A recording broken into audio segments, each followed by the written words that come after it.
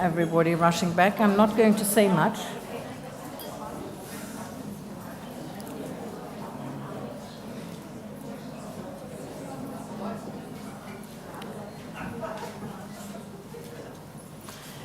Okay, welcome back. And welcome to a performance of Joelle Taylor this afternoon. Bernardine Evaristo is introducing her, and she's had quite a number of introductions. So over to you, Bernie, for an exciting afternoon. Yes. Is this on? It is on. Oh, great. I'm so delighted to introduce Joelle and for you to get to know her work if you don't know it already. So, Joelle Taylor is the author of 4 collections of poetry and a novel.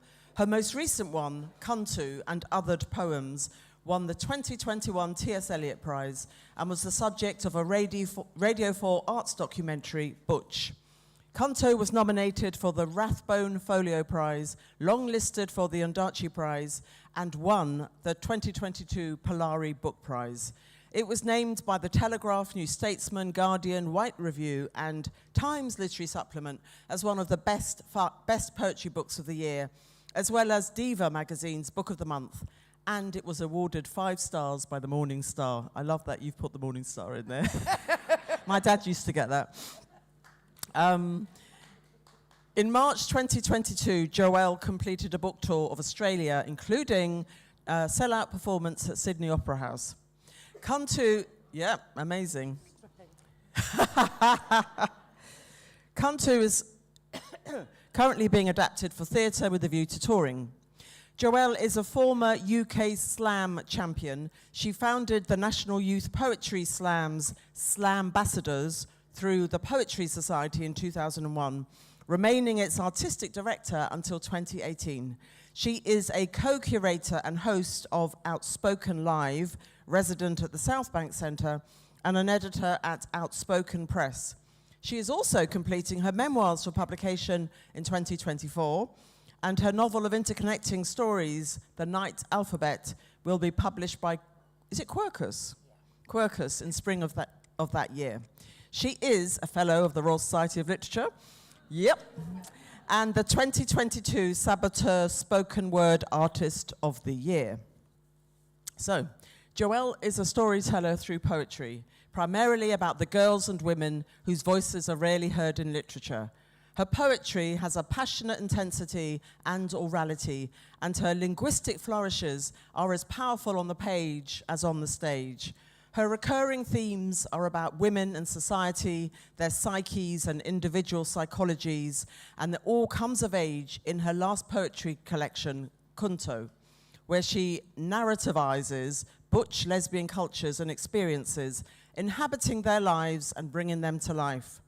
The female body is a trope that she endlessly reimagines to powerful effect.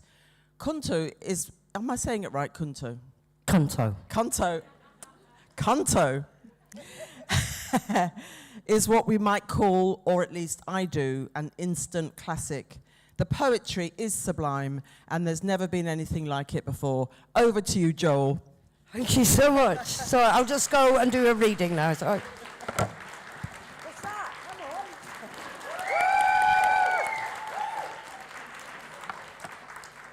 Come on. Yes, just to reiterate what all the authors and writers have said, thank you so much for being here. Thank you to Bernardine for curating this experience and the British Council for being fucking fabulous. Thank you. So I'm only going to read today from Kuntu and Othered Poems. And like Bernardine was saying, it's the story of the butch counterculture. And in case you don't know what a butch is, hello, darling. So it's it's female masculinity. It's not trans. It's female masculinity, and in the scene, in the LGBT plus scene, it's a ceremonial role in some respects. It's got a great heritage, which this book talks about a little bit. So it's a heritage of survival. And we're also the maternal figures, weirdly enough, on the scene. So we take care of the youngers, whoever they are. That's the point of it. This is a memoir. So it's an absolutely true story in parts. And the book begins, well, first I'll tell you what it was like in the 80s and 90s. I don't know if I'm a lesbian. Well, see, no,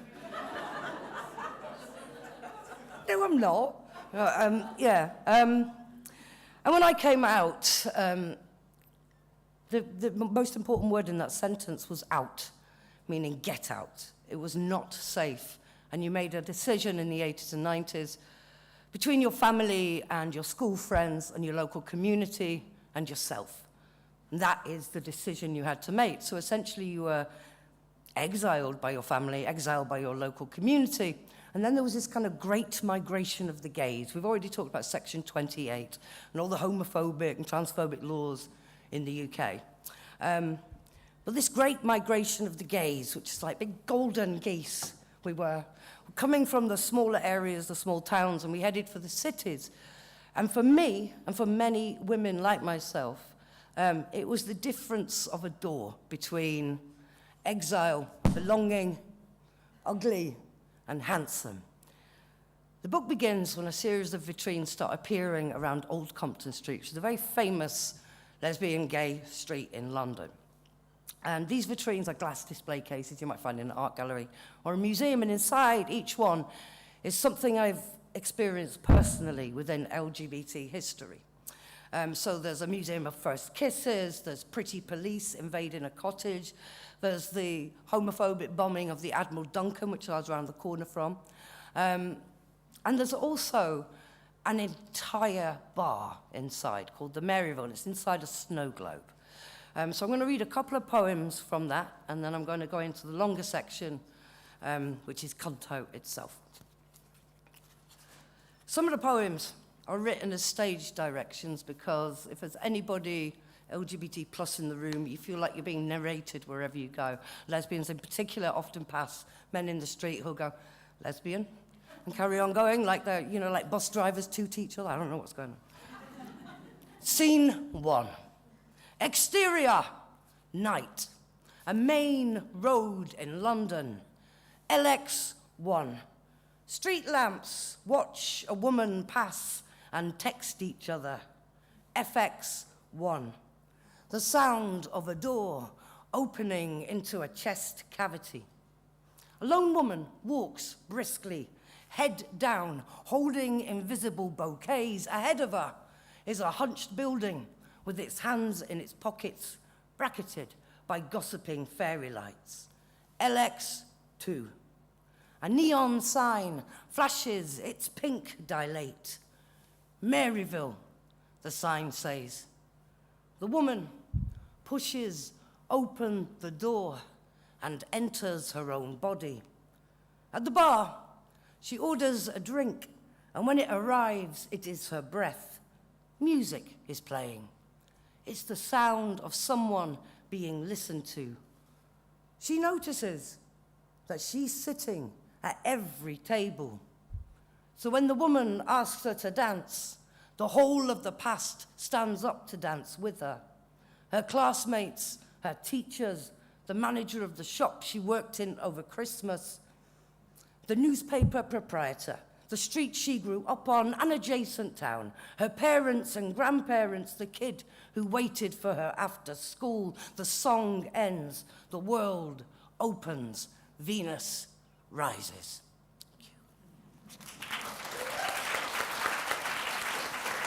Just a little side note, Venus Rising was a club in London.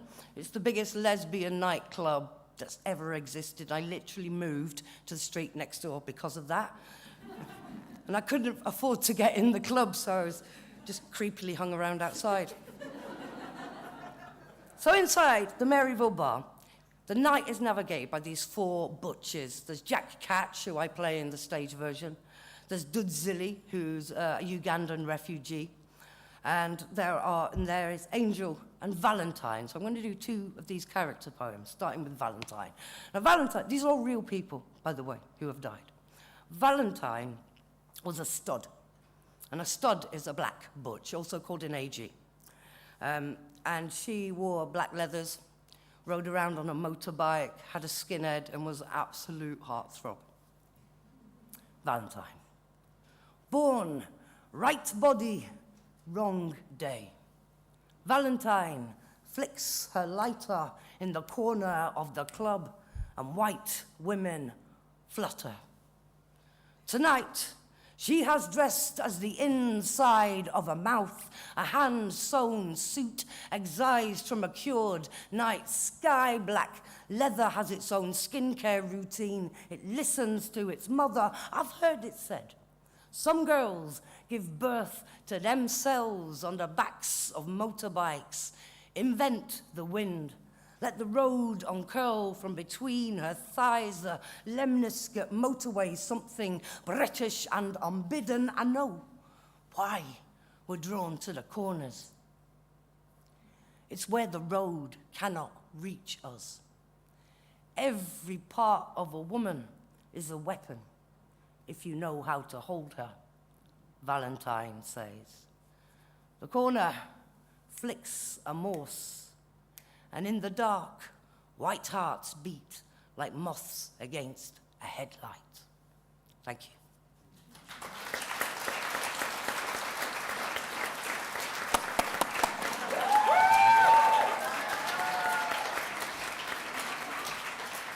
I can't believe every time I do this.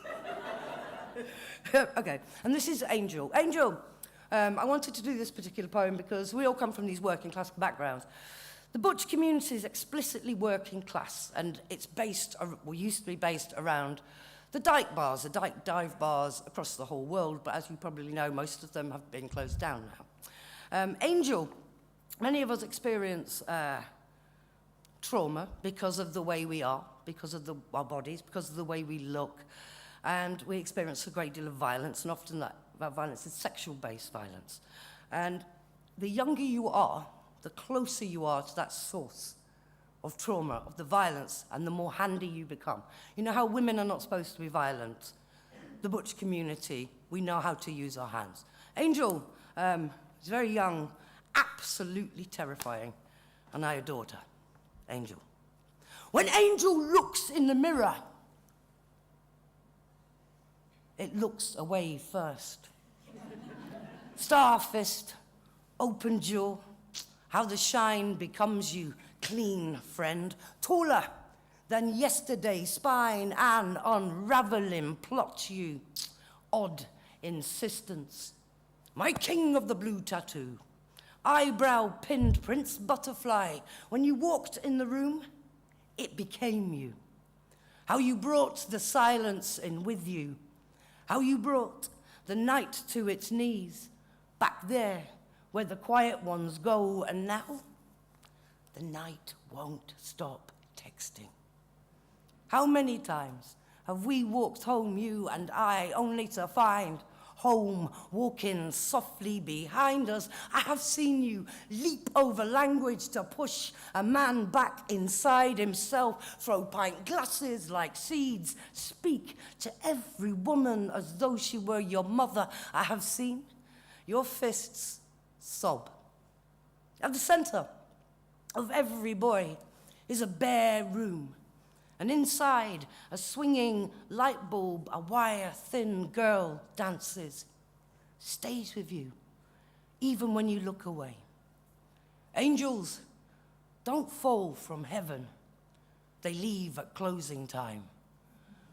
Unscrew their fucks in the backs of black cabs, abandon their bodies beneath a girl, beneath a duvet, beneath the wet, dilated night, on fire. Thank you. Yeah, now you're getting it. So now I'm going to go into a longer set of cantos. So canto is a real word. It means to narrate a personal story, past singular historic. But I only found that out when the book came out, just shortly before. I Googled it because I was paranoid. I wanted to write a book of cantos, and it's a joke. And it was never meant to stick. It was quite awkward, really. But it came about when I was commissioned to write a piece around the theme of protest. And I'd been touring at the time, and I was sat in a Singapore hotel room about to start writing, and I flicked through Facebook, and yet another butch friend of mine had died, and it's the grief of trying to count the number of friends who've died either through violence or suicide, or just not being a part of your body, so not taking care of it. It's quite extreme. So this is essentially my life story. It's called Cunto. Some girls fall from sunlit skies straight down into flat pack floral dresses, grab their smiles from a hook behind the door, rescue their faces from riptides of mirrors. Some girls are always falling. Round 1. The body as battleground. You fall and miss your body entirely. Land somewhere in enemy territory behind the lines. Your body, a foreign country you cannot get a visa for. Your skin, a parachute caught in tree branches. You awaken in no man's land. Gunfire from over the horizon, and women are crucified on hashtags across the dark hills. Your trench is crowded with dead women, wearing faces that try to escape them, and the clothes of someone you once knew. There are landmines buried deep beneath your skin, and no one understands them.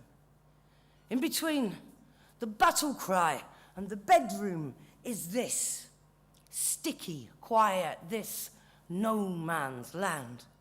This is where you live. Men explode when you least expect it.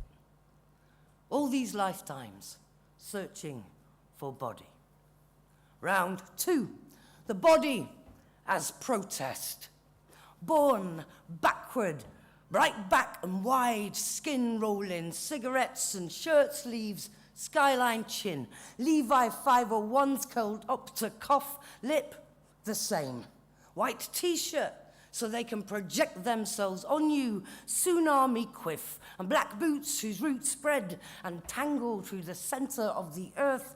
You don't wear makeup to prove you have not made anything up. This is your face.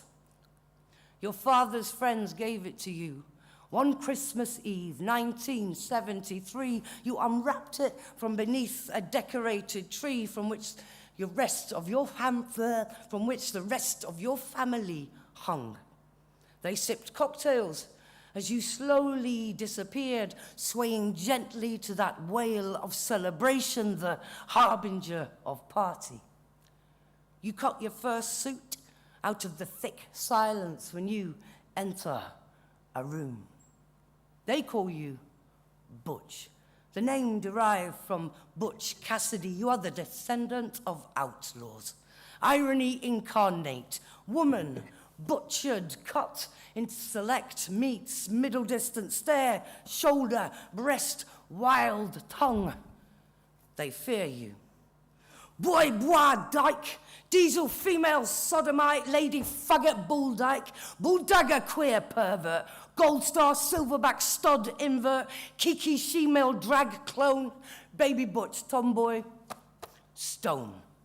But if you are a stone, you are a chip off the mountain, and you join an avalanche of wrong walking women, shaven heads like tumbling rocks. You keep them close, they are. Rosary.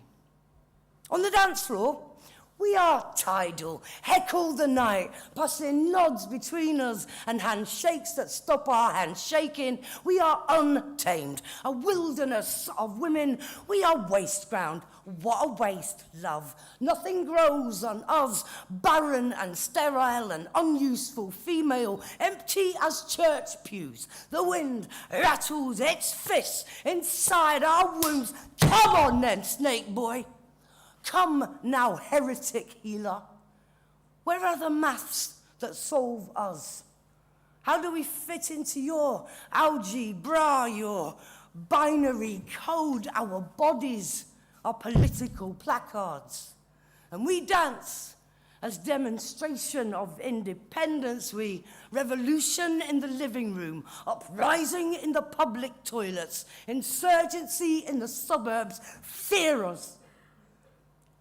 Fear is a girl backing into her face. Is it not camp enough to be your best friend? Our closet a strata of fossilized clothes, girl pelt. Is it not funny enough for your talk show? Is it that a woman without makeup is a woman without a face? How were we to know that when we were cleansing, we were erasing our whole existence? Round 3, the body as trespass. You are a trespasser in your own body. The landowners are men who pass by you in the street. In Accrington, cars stammer and words ejaculate from slit windows. Your mother's phone rings in the middle of the night. Shh, do you know, shh, do you know about your daughter? Shh, do you know about 3 Pentecosts with Nazi insignia break into your home? God is an atheist who no longer believes in himself, and they unscrew the light bulb, slowly, eyes fixed on the unmade-up girl, trembling defiance. They whisper a prayer for you to leave your family. You do.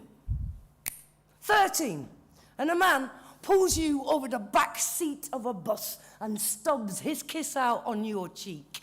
Slowly, a boxer's embrace, but he doesn't throw the punch. He posts it. You wait by letterboxes, flinch when it chatters, never answer the phone. In Brixton, men cradle their fists like babies and watch as you walk past as though they are thin-ribbed cats in the undergrowth, and you, a small, shaven-headed bird. There's a reason. Women are compared to birds, and it's got to do with wings. Some songs harden on the wind. Some girls are kept in gilded cages on suburban mantelpieces. 18, out, clubbing with the crew, a baby butch in the abattoir of beauty, the quiver and frantic. White girls with bindis, white boys with dreadlocks, saris and docks, tribal tattoos. We are the modern primitives, wearing our heritage like white flags, like cowardice. And you dance as though you are stamping out flames, as though your boots are hammering in the last nails to the coffin of the old gods. Strangers hug and tell each other secrets. You are ecstatic. But then the light looks away. Skinny wolves separate you from the flock. Wallpaper, the drugs no longer working as they amber you. Aberration, and they must conquer what they cannot name. 23, and you finish rehearsals in the city with nowhere to sleep. So you wish the posh kids good night, and you walk, and you walk, and you walk, and you walk, and you walk, and you walk, and you walk, and you walk, and you walk, and you walk, and he finds you quickly. And when you come round, you are empty, and his eyes are full, and above you, twin gods. This is the first time you think you're going to be killed. And when you're not, it's a disappointment. The morning after pill is a communion wafer, and you are forgiven your trespasses. You learn quickly. Men are broken things, breaking things. Round 4, the body as cemetery. The first time you die, you drink a bottle of cleaning fluid, and moths of nurses wrap you in white swaddling curses. Fuck you, they whisper a back alley lullaby. Fuck you, they croon as you're interred into your hospital bed. And when the mourners come, they seem happy. A picnic in a mortuary. The third time you die, it's classic, cinematic. A bottle of your mother's sleeping pills. You swallow them without water, watching a film about a girl who is not loved. The film ends, the cinema empties, but no one notices the thin thing lying there, mouth like an earthquake in a country no one can spell. They don't find you till morning, and when they do, you are packed off to the fat priests of psychiatry to apologize. You lie, and your smile is a torn cunt, a split. Round 5, the body as backroom. Each night, we have a lock-in, a meets at the back of my heart, smoking in circles, passing grins between us like pass the parcel, opening each layer of the smile until the pith is revealed. We are ferocious women, eating our children, our youth, stepping out of our skins and leaving them draped behind us like soiled wedding dresses, falling into each other's mouths. This is love. Furious love. We die slowly. Cigarette stubbed against obsidian skies. A brain explodes into night butterflies. A car loses its grip on reality. Suicides by the bouquet full. Not one of my friends was allowed to live in her body unaccompanied. Always a landlord, always a lodger. Round 6, the body as haunted house. In sleep, my body is a haunted house. There are footsteps along fallopian corridors. The corridor is a rope strung above a mouth. I have been woken by blurred voices without bodies, quiet arguments in my basement once. I was possessed by a small girl who looked the same as me, who ate herself on a Sunday afternoon while her parents were downstairs, hardwiring their hangovers and Christmas tunes looped in nooses. My heart is a church bell and nobody visits, and God is a man with his hands in his pockets, watching. Round 7. The body as uprising. Oh, you bayonet boys, you truncheon rub. My face doesn't fit my face, but your fist does. Years from now, no one will remember how we fought, how each bruised knuckle was a white boy's head bent in prayer. No one will remember the love, how alike it is to rage, how screams made corporeal are rainbows, or how rainbows became corporate logos, how we carved our names into a stone wall. No one will remember unpicking acronyms by candlelight, so fuck it. I'll be in the back bar of heaven. Kaz! We'll be getting a rounding and releasing that laugh. Wild birds escaping her mouth, and none of this will matter. I'll be riding the ghost roads with Valentine, bareback, knee clench on her Harley. I'll be scuffing the city with Doodzilly. Men will stare like open shaft mines. I'll be walking the white lines with Angel, tight mouth, antelope heart. Kaz Johnson, Sam Sylvanvelder, Tony Macaroni, Caroline, B. Gittins.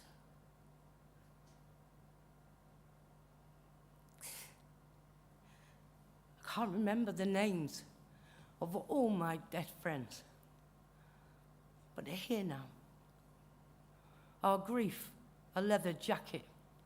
Our laughter, static.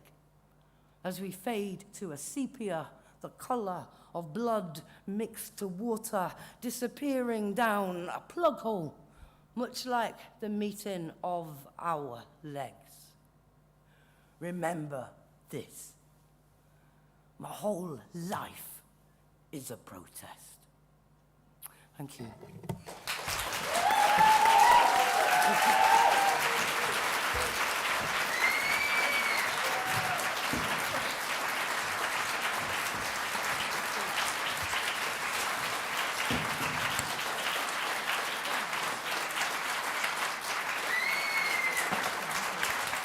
Thank you very much.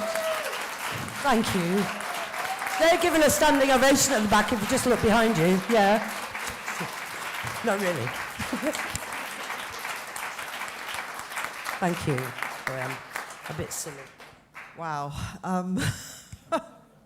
That was incredible, Joelle, you know, and just what you put into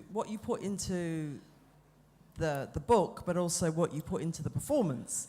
It's like you hold nothing back, and that is just incredible to witness, and so powerful, and it lands so, it's with such devastating kind of emotion. It really does. I think, you know, it's one of the most essential parts of writing to me, body, being in the space and being there, because I'm coming from working class communities that aren't involved in poetry.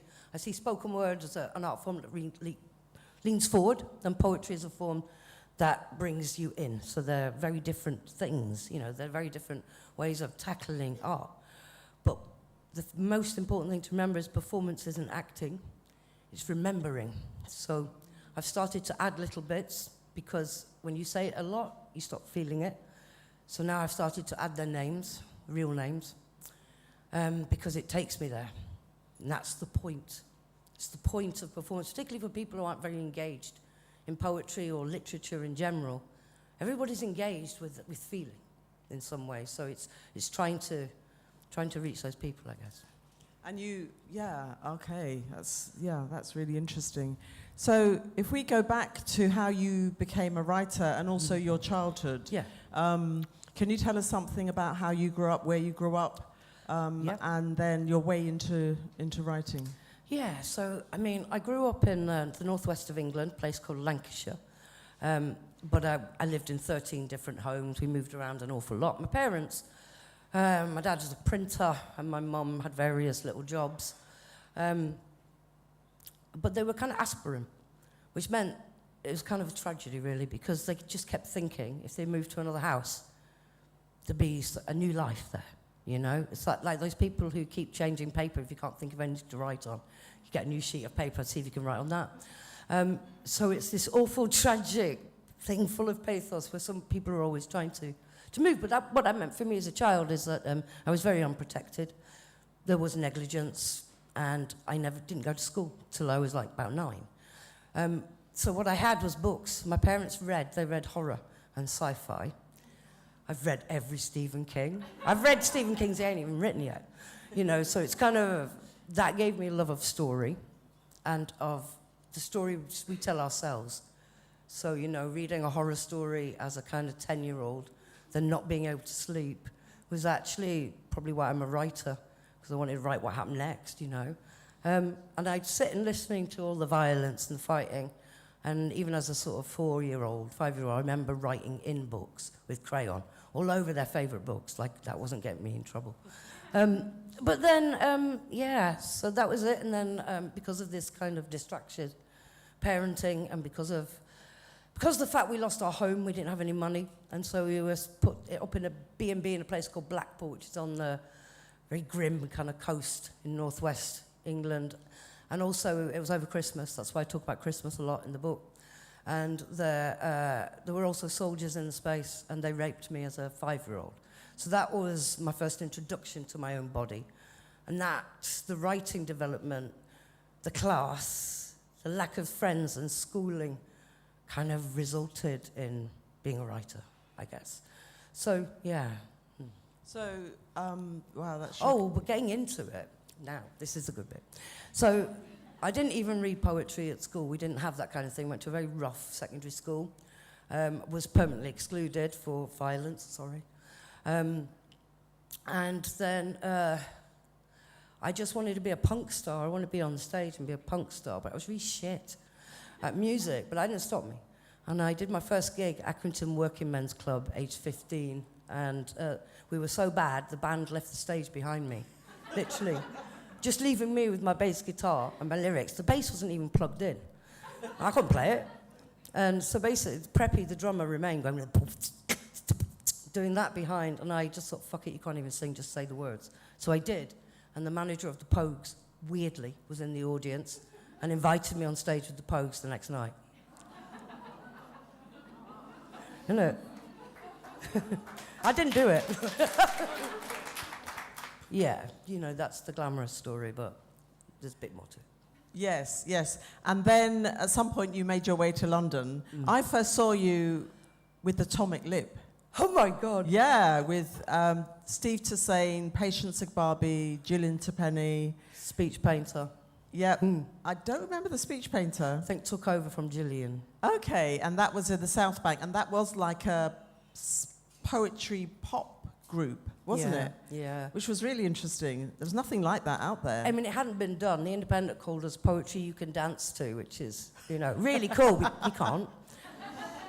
Good luck with that. And what we tried to do was to split things up on syllables, phonetically. So we'd have one sentence, and instead of going, okay, Patience, you say that line, Joelle, you say that, we'd split the line between us on words. So the effect was it's quite like techno music. That's what the Independent were talking about. It's quite fast.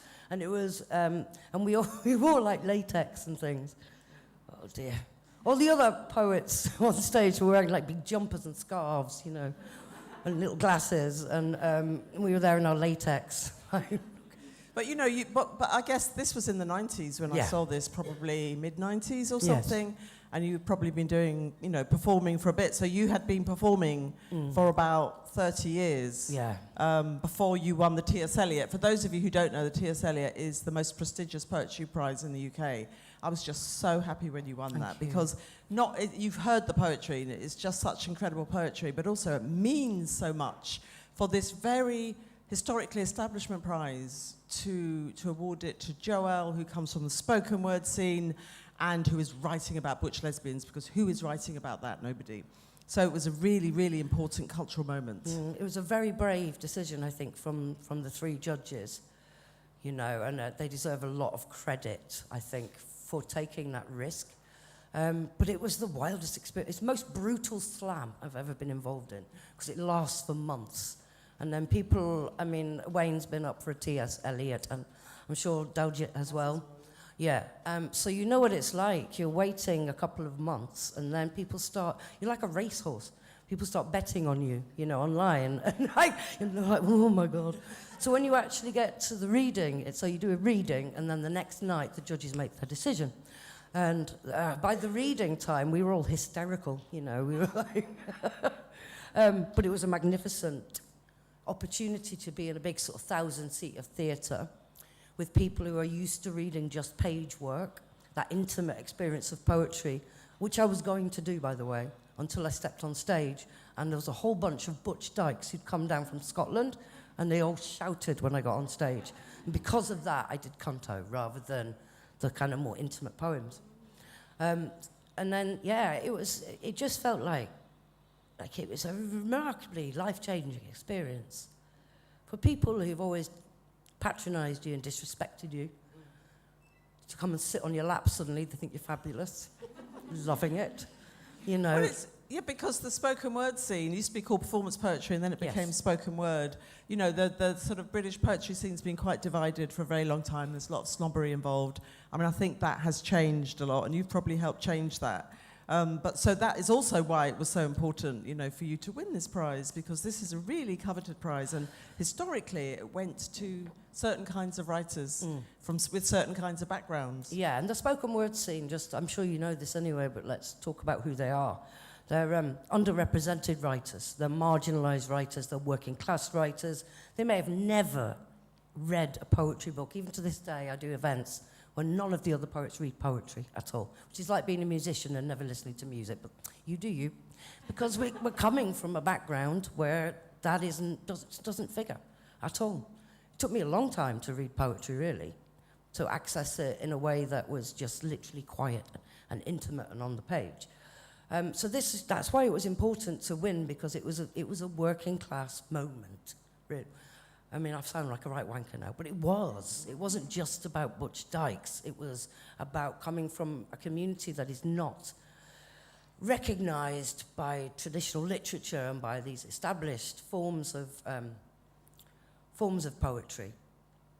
And I expected to be ripped to shreds, you know, Bernadine. I thought afterwards, I'm going to get it. Like, all the heavyweights are going to come for me, and there hasn't been one bit. I probably will be after this, obviously. Help yourselves. But, you know, it just felt like maybe it was something to do with the pandemic even. There was a moment of release. Well, actually, I mean, it is an incredible book of poetry, you know. Oh. Well, it is. So, yes, you are a spoken word artist, but it's also an incredible book of poetry. And I think perhaps those people who used to come for us years ago, they've gone very quiet. They have. They have gone very quiet, which is great. We're due another attack, actually. It's been a little while. Yeah. I think because the you know, to use a cliche, the tide has changed. Yeah. Because the outside voices in literature are now moving towards the centre, if not in the centre. Mm.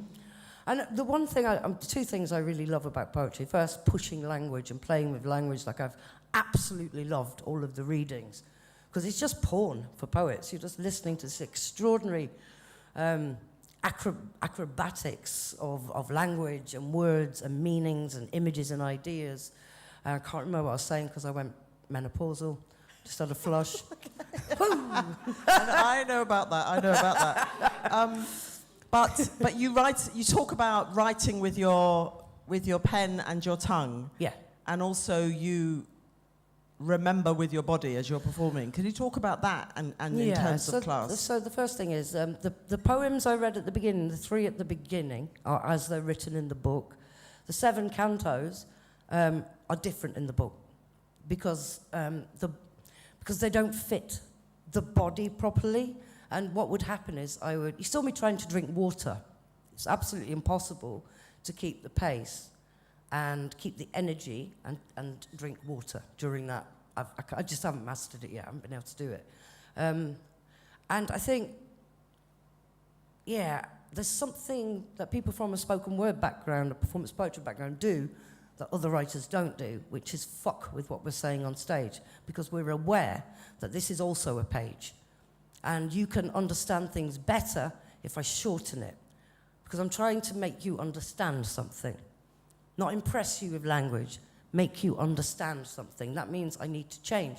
Here, in a book, you have the luxury of playing a little bit more in this kind of form. You know, you can get a little bit deeper, or a little bit quieter, or a little bit louder even.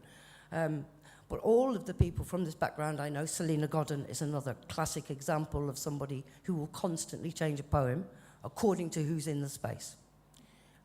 So it's that understanding that poetry isn't just words, it's body, and it's air, and it's you, it's energy. It's an exchange, if you like.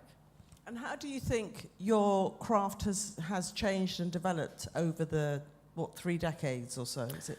I mean, I always wanted to be a writer, and I just feel like now I'm being given the opportunity to just be a writer, but with, extra benefits of, we were talking yesterday, so writing a book for me is a glorious thing, but I would go insane if I sat in my room and just wrote constantly. I need to write and then move and to take it out, because people are a huge part of my poetic. Community is a huge part of the poetic. And, my body needs to move. It needs to kind of... I'm just addicted to glamour. I don't know. So it's changed because I do love the page, and I'm allowed to do it now more than I was before. We were never interested in publishing. We published in air. So the idea was it was disposable. It was just for us. It was an underground scene. and, you know, we're anti-ego, as a scene. As a scene. But now there's a revolution in publishing, which was started by Burning Eye Books in the UK, where they started publishing spoken word artists. And I did my first book, The Woman Who Was Not There, which is basically all the spoken word I was doing at that time, which was heavily related to schools and ambassadors. But through that, I realized that the work didn't work on the page. So then I thought, I might try something that's just for the page, which is my second book. And then lockdown happened by Conto, and it just meant I had a lot more silence to play with. Interesting. There was, and normally I involve a lot of people in what I'm doing. So every book is an event, it's a project. So I run masterclasses along with it. Whatever I'm learning about at the time, I'll try to pass that on in some way, and I'll do lots of interviews, lots of archive research. But everything shut down, and the only archive left was me, because I was there. So it meant that I interrogated myself. Was interviewing myself on a regular basis, and it was non-interrupted, so I could keep an idea. And then, because of that, I thought about narrative within a collection. Like, I really love Ilya Kaminsky's Deaf Republic, because I love how he guides us through this incredible story, and how each poem is kind of dependent on others. Spoken word, you do old school bangers. So each one has got to get the audience on their feet and holding up a 10 in order for you to win that slam or to win the audience. But obviously this is a very, very different kind of poetic. And so that was a turning point for you, Yeah. writing Canto? Yeah, it started with Songs My Enemy Taught Me. It started with that. But the turning point was having no one but myself. That was Canto. And is that something you're going to take forward? Yeah. Okay. I am. I'm going to do my work in a slightly different way. I think that I rush things. I'm full of energy, which means that I'm like a puppy. I jump over everything. And I work very, very, very quickly. Canto I wrote in a month. You know, very quick, because I'm thinking about it all the time and taking notes all the time. And I think I'll give myself more space. So I'll work with people and community still, it's absolutely core, but not rush into writing something. And when you said that you can't sit at your desk and write, Yeah. how do you write then? Well, I sit at my desk and then I get up. And then I walk around, and then I find myself places. I mean, that's menopause as well. And weed. But you find yourself somewhere looking at a wall, talking, you know, because you have to disappear. Yeah. You're creating it in your head first? Yeah. This as well, Canto as well? Yes, it's happening in my head. But each poem, some of the poems, are associative. So you start with a line, and instead of trying to think in a linear, logical way, you think just instant thought about the last image. So then you don't know what's going to happen, because, you know, we could say this is a bottle of water, and suddenly I'm thinking about seaside, then I'm thinking about Blackpool Rock, then I'm thinking about fucking someone, not with the rock, but, you know, just seeing where... I'm sorry I went there. I mean, these things Go are just... for it. We're all friends. No, I mean, I think so there's different kinds of approaches, but the most important thing about Canto is it isn't a linear narrative. It can be on stage. I made it with the assumption that all narrative is based on the male morphology, the male experience of life, the male experience of body and of sex. So it's beginning, middle, and end, massive climax at the end. Thank you very much. Whereas, so I thought to myself, well, what would a female morphology be in terms of narrative literature? Well, it would be interrupted, for a start. It would reproduce, so you could have a narrative that becomes something else, different, but related to it, like a baby. And obviously it would have the experience of multiple climaxes. And the cyclical is cyclical. So if you read it, that's what it's based on. And hopefully you don't really notice it. Yeah, and also, were you thinking of your community when you were writing it, or were you just writing writing out of the integrity of the experiences that you've had and the people that you've known and so on? Or were you thinking this is for butch lesbians? No. I explicitly, so at the beginning of the book, there's a glossary which says some of the terms. So you know the gay language is Polari. There's a female part of that language that doesn't even have a name. So when I say boy, that means a young butch, B-O-I. You've probably heard of studs befores and AGs. So there's a kind of glossary because I wrote it for straight people, for cisgender straight people, because of how is anything going to change? And they were going to put a rainbow on the front. And I was like, oh, my dead fucking body. You know, so I was really, the sort of engagement from my community has been incredibly moving, and it's been global. Like the messages, because butch dykes are not represented. Masculine presenting women are ugly, you know, and just, well, that feeling of exile, I think. I talked to a lot of butches about this, and we all, particularly those of us above 50 years old, kind of have a different experience. Like gay men over 50, they experienced one of the greatest traumas that you can. All your sexual partners and your friends die. You know, so we have a very different experience, I think, of the younger LGBT community.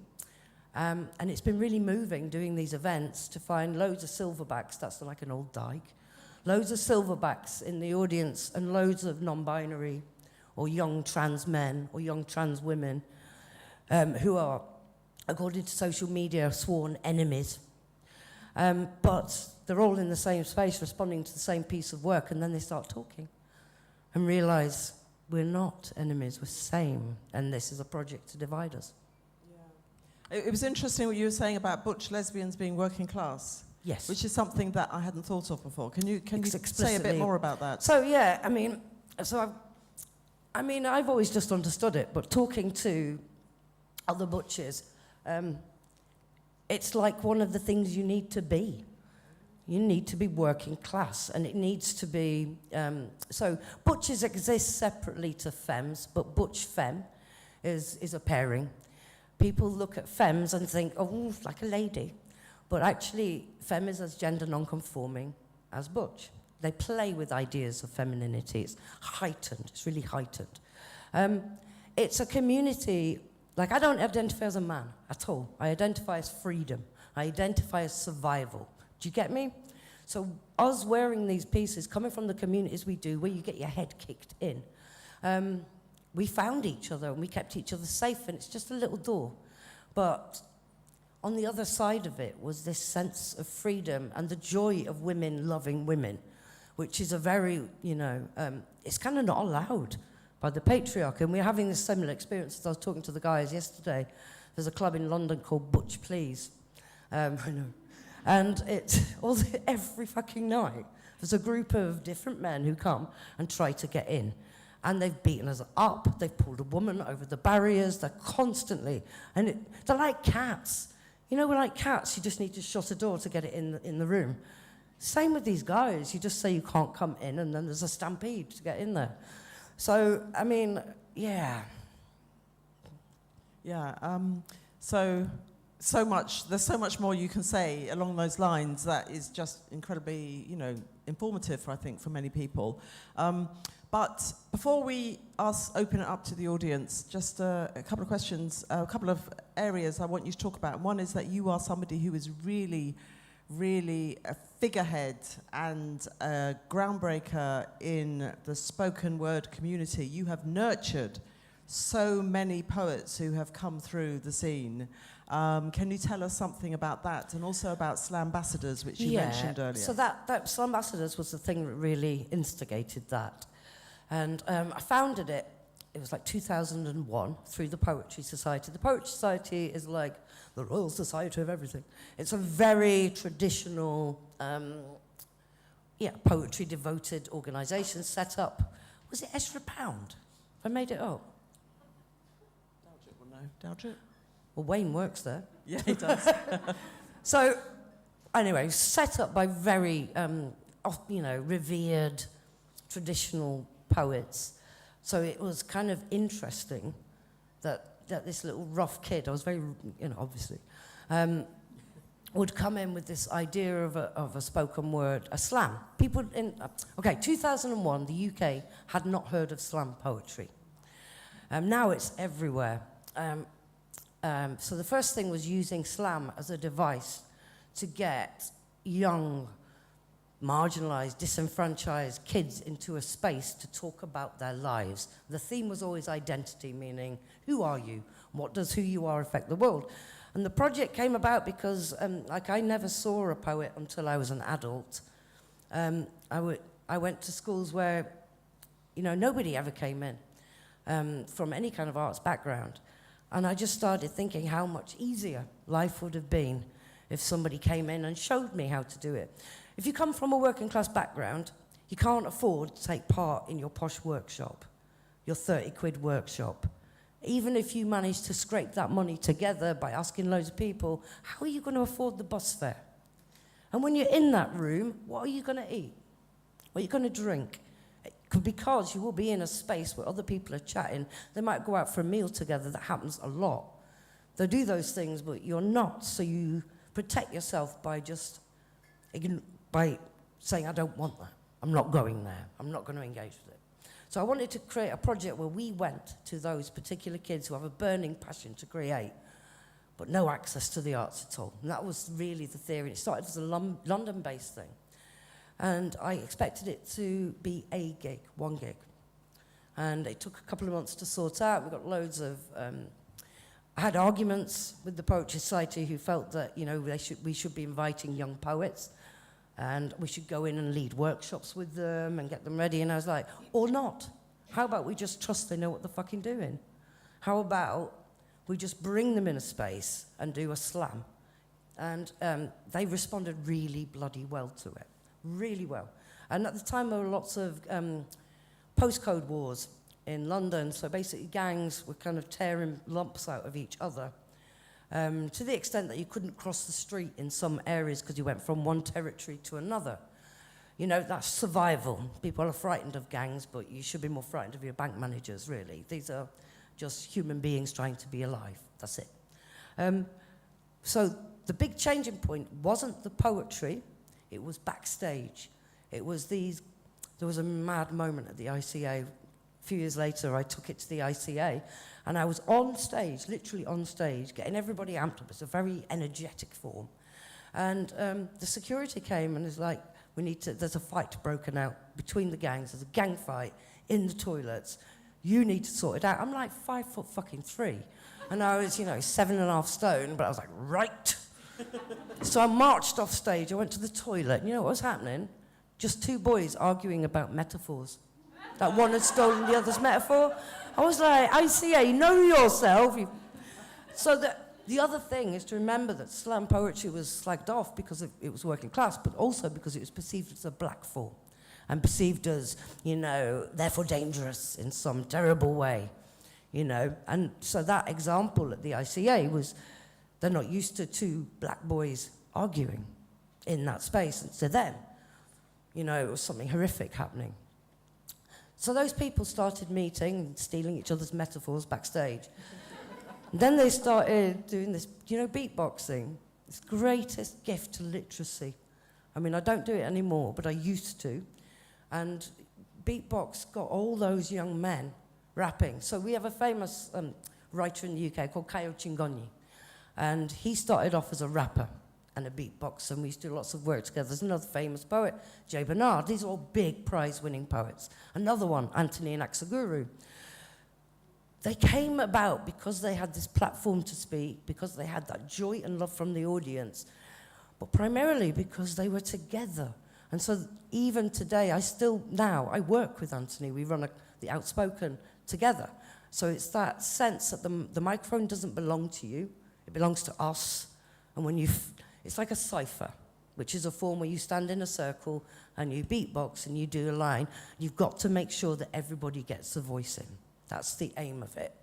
And so you extend that to kind of a greater life experience. And then these kids that I mentored were so much more professional than we were.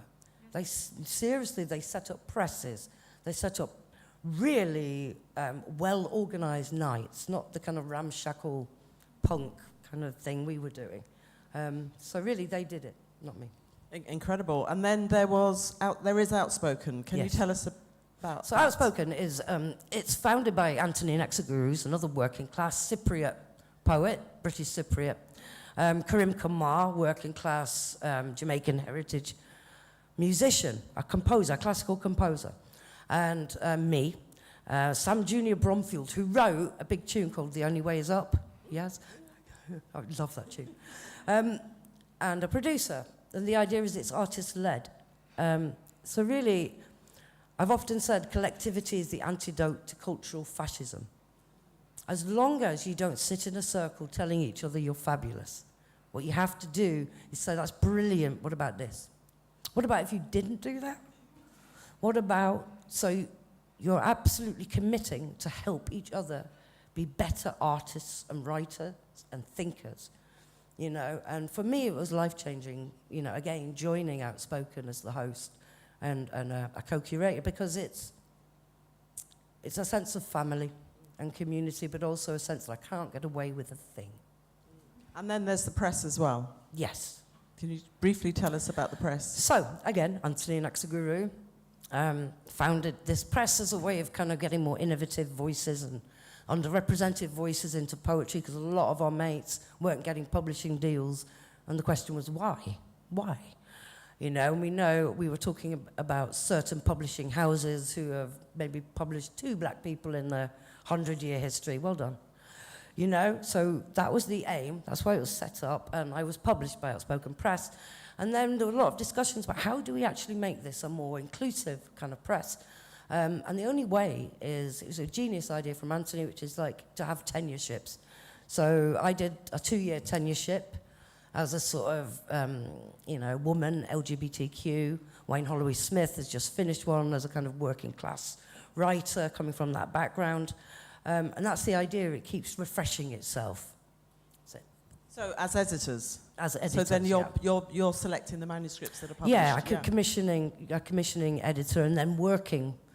So I really like manuscripts that are brilliant but absolutely unfinished, because I feel like there's a symbiosis. You were talking yesterday about, is it Simon Prosser, about your relationship with him and how something grows from that. That feeling, I think, is a really important, it's an important thing to everybody to sense that somebody's really, and you grow intellectually because of it. You learn new things, and you learn to take criticism correctly in the way it's intended, because they want us to succeed, you know? So that's I'm a developmental editor, that's what I really enjoy doing, yeah.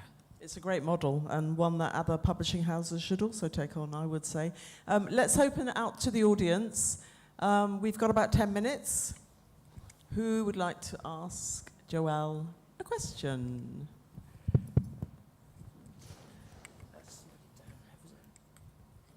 Yep, it's a lady here. Hi. Don't be shy at the back, you know. Hands don't go up at the back. Thank you so much. I had Sorry. fascinating moments listening to you. You talked about body, and you brought a lot of narratives from which community, which I'm really grateful. But also, I would like to know your thoughts on narratives of body in a working class community. Thank you, if you can share it. Well, I mean, straight away, my first thought was ownership, isn't it? Who owns the body? And I think working class people, including men and women and others, don't own their bodies within that space. Your body is owned by the factory. So your body becomes a factory. You know, it becomes the space that you inhabit. It's like water. You become the shape of the vessel that holds you. And I think, like I've got a poem called Gutter Girls, which talks about when I was sex working, or trying to. I was really bad at it. And just about how it's this constant, you don't own your own body. And I talk about not being able to afford my face. And what that means is I can't, yeah, it means very literally, I can't afford to do anything to my face to make it better for myself or to feel better. You know, moisturizer, things like that. But it also means that there's a sense of constantly being corralled into a certain kind of person. There's a sense of expectation, certainly of women's bodies. You know, but I think the masculine body is absolutely owned. I come from a coal mining family. And as a consequence, you know, we all grew not being able to breathe properly because our grandfathers and great-grandfathers all grew with black lung. It's called black lung, pit dust, pit lung. And so you inherit the grief of that experience. You inherit the coal mines, even if you're a poet. Yeah? So there's that aspect to it as well. I think it's really interesting who talks about body and why, and to what effect, and who owns it. The reason I talk about body is because of being 5 years old and that happening, and me seeing that replicated globally, you know, amongst a majority being females whose bodies are owned, reproductive rights, or sexual assaults, or not being able to have an education because of the body you're born into. So I think the working class experience of body is kind of around that. Does that answer your question a bit? Thank God. Yeah, great answer. Yes, the lady in the middle there. Hello. Put your hand right up. Oh, there we go. Hey.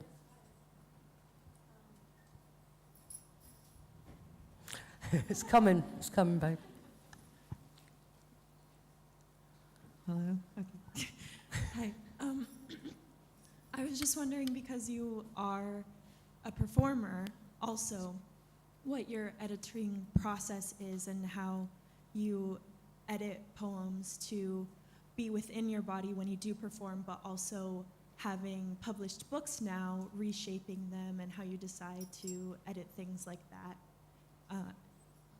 So editing for the body is pretty much, it's like a physical process in the sense that there are certain, so like the live stage means that the audience loses what you're talking about quite a lot. And if you're doing a long piece, you need to be really, really clear. So there's a simple physicality of the fact that certain words won't fit in my mouth. And I have to do it at this pace or I will lose what I'm doing.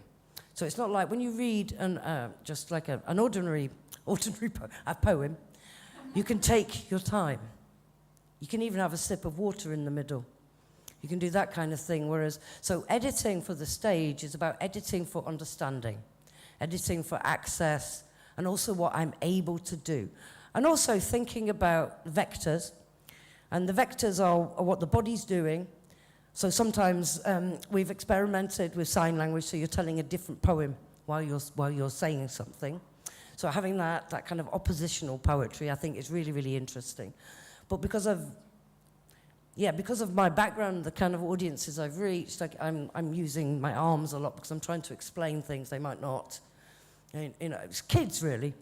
It started when I was trying to explain what an umbilical was with the kids in school. So there's that. You're editing for the what fits your mouth and what fits an audience's understanding. So it's the Eliots. I have a very different audience. So I can go and do the quiet poems. I can stop and drink water if I want to. It's a different audience. If I do that amongst the working class audience, you'll very quickly start to kind of fade out. And also, you're thinking about the we call them victory poems. It's a poem that starts like here, and it goes up and up. It's Winston Churchill, and it's that kind of thing. You'll see it a lot with the American slam poets. So I edit thinking about that, but then I ignore it. So editing on the page, like I'm literally a writer before anything else. The performance is not to do with loving performance. Like anyone who knows me knows I get really drunk normally to get on stage. Don't like it. But my work would not be anywhere unless I stood there and did it. My work's not going to be accepted by a magazine.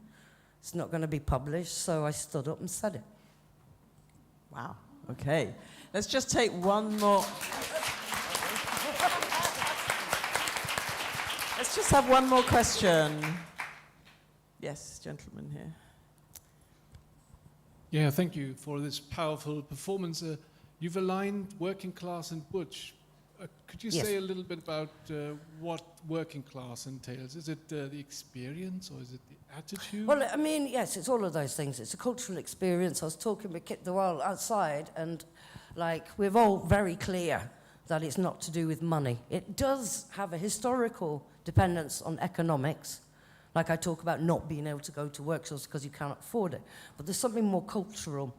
You know, even to this day, like if someone says, would you like to come out? I never think tonight. I never think, oh, theatre, ballet. I was like, oh, we're going to the pub. So it's very simple things like that. Butch and working class is aligned because it's a fact. It's not an idea. Those are the women. They're coming from the trade community. So some of them might be, you know, might be chippies, carpenters or electricians, or they're bus drivers. So they're doing real manual work because that's the kind of work you could get away with being like us in. You could, you know, you could, this is survival, like I said earlier. So that's really, it's literally a fact.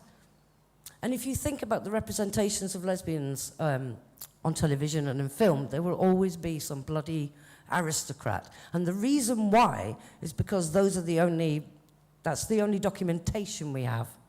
And the only people who could live so freely, to be mincing around in their tweeds, God damn it. You know, and Gentleman Jack is a huge show in London, TV show. But there are people, women with a huge amount of privilege that allowed them to be more exploratory. Ladies of the left bank in Paris, these are very privileged women. The dyke bars are working class spaces because we also deserve this kind of space and freedom. And it's not like you chase middle class women out the room, but they just don't want to be there. They don't think to be in that space, maybe, you know. Having said that, I've just done this big photography exhibition, and they wanted, of butchers, and they wanted me to stand in front of something that's got, you know, connected to me, real connected. No matter what I said, they tried to put me in front of a council estate. And then finally, I'm in a bar, giving the photographer a filthy look. And that's the one they've made into the big portrait.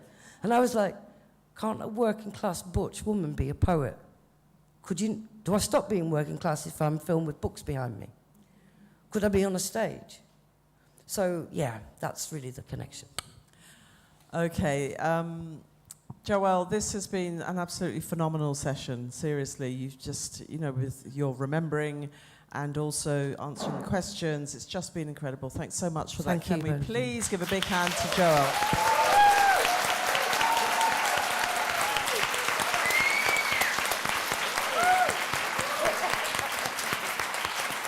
Thank you.